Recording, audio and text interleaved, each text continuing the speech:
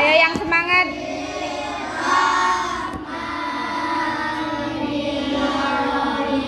Raditu billahi rabba wa bil islami dina wa bi muhammadin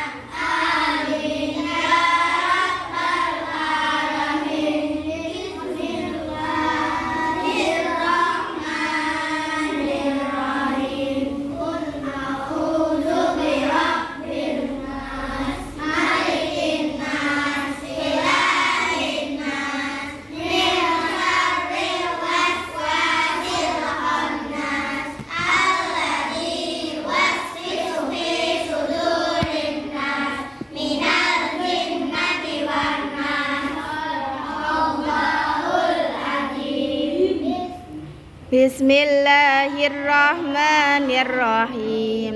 Ya Rahmanu ya Rahim, ya Maliku ya Kudus, ya Salamu ya Mu'min, ya Muhaiminu ya Aziz, ya Jabbar ya Mutakabbir, ya Khaliqu ya Bari, ya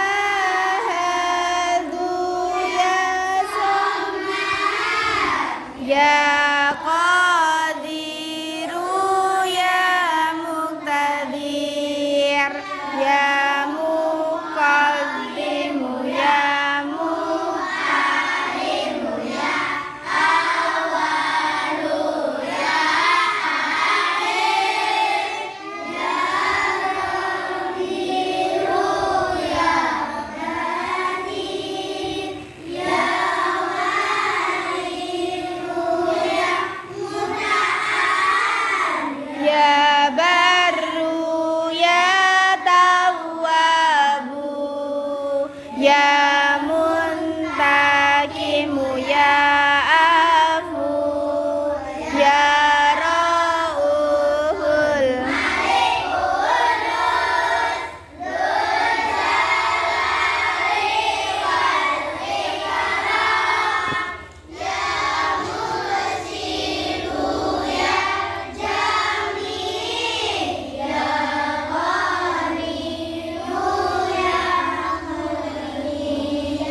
ya mani'u ya dharru ya nafi'u ya nuru ya hadi'u ya badi ya baki'u ya waris ya rasyidu ya sabur.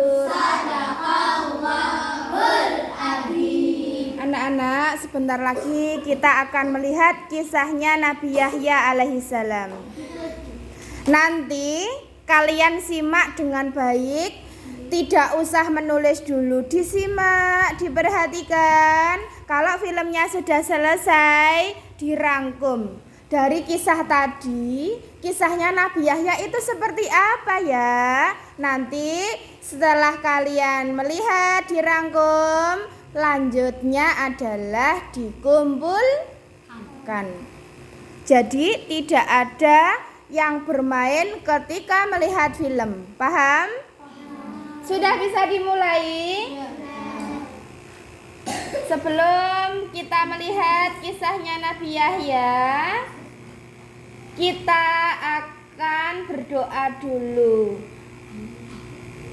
Mengucap basmalah. Bismillahirrahmanirrahim.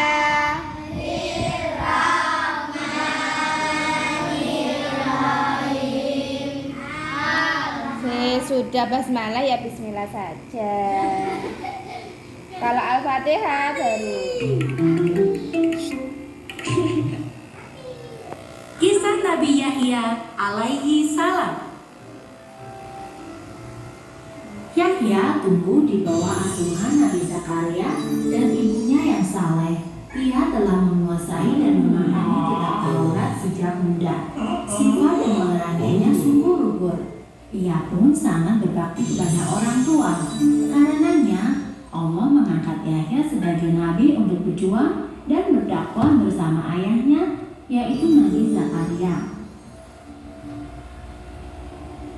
Sementara itu, kaum Bani Israel yang berdiam di Palestina diserang oleh bangsa Romawi.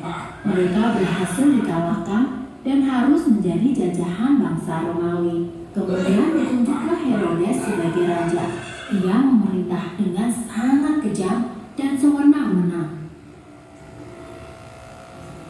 Pemerintahan Raja Herodes yang kejam membuat kaum Bani Israel sangat menderita. Sang raja bahkan membunuh para ulama yang menentangnya. Keadaan ini membuat kaum Bani Israel terpecah. Masing-masing kelompok memiliki aturan dan pemimpin sendiri. Inilah yang menyebabkan munculnya nabi-nabi palsu. Mereka mengaku sebagai utusan Allah yang sejati.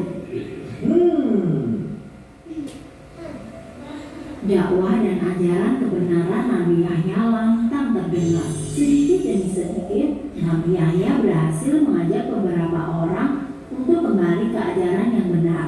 Sebagai bukti Taurat, Nabi Yahya membaptis mereka dengan cara memercikan air sungai Yordan. Perbuatan Nabi Yahya ini membuat kaum Bani Israel lainnya menjadi sangat murka dan semakin membenci Nabi Yahya maupun Nabi Zakaria. Sementara itu, Raja Herodes yang kejam berusaha untuk menikahi putri tirinya sendiri, yaitu Herodia. Keinginan Raja Herodes ini ditentang oleh Nabi Yahya. Karena haram hukumnya seorang bapak menikah dengan anak tirinya. Kecaman Nabi Yahya tentu saja membuat Raja Herodes menjadi sangat murka. Herodia marah kepada Nabi Yahya yang sang ayah. Ia pun berencana untuk menggoda Nabi Yahya dan membuktikan bahwa sesungguhnya Nabi Yahya pun tidak akan tahan dengan pesonanya. Namun usahanya gagal. Nabi Yahya sama sekali tidak tertarik kepada dirinya. Herodia pun marah dan bersumpah untuk menghancurkan Nabi Yahya.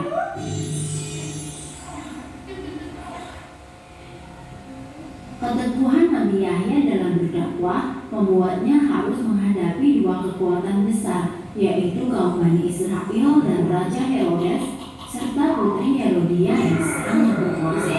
Putri Herodia meminta agar sang mengerahkan pasukannya untuk menangkap dan membunuh Nabi Yahya. Dengan demikian, mereka bisa menikah tanpa ada yang halangi. Dan rencana jahat itu dibantu oleh kaum Bani Israel. Mereka rela bekerja sama dengan penjajah demi menyingkirkan Nabi Yahya. Penangkapan Nabi Yahya dilakukan secara besar-besaran dan akhirnya mereka berhasil menangkap Nabi Yahya. Nabi Yahya pun dibawa ke istana untuk diserahkan kepada Raja Herodes dan Putri Herodia. Kematian Nabi Yahya segera tersebar. Meskipun sedih kehilangan putra satu-satunya, Nabi Zakaria tetap melanjutkan dakwahnya. Bagi kaum Bani Israel, halangan mereka masih ada satu, yaitu Nabi Zakaria. Mereka pun berusaha untuk menangkap Nabi Zakaria. Nabi Zakaria berlari dari kejaran prajurit Romawi. Ia kemudian bersembunyi di dalam batang pohon. Iblis yang mengetahui tempat persembunyian Nabi Zakaria segera memberitahu prajurit. Maka ditebanglah pohon itu. Saat pohon itu tumbang, Nabi Zakaria tidak ada di dalamnya. Namun lama setelah itu, Nabi Zakaria tidak pernah muncul lagi. Apa yang mereka lakukan terhadap Nabi Zakaria dan Nabi Yahya sungguh kejam, dan orang-orang yang demikian mendapatkan murka dari Allah. Selesai. Ancaman Allah terhadap kaum yang membunuh Nabi ada pada surat Ali Imran ayat 21. Sesungguhnya orang-orang yang kufur kepada perintah Allah dan membunuh nabi-nabi dengan tidak benar dan membunuh orang-orang yang menyerukan keadilan kepada manusia, maka beri ancamlah mereka dengan siksa yang pedih. Yuk dukung kami dengan menekan tombol subscribe.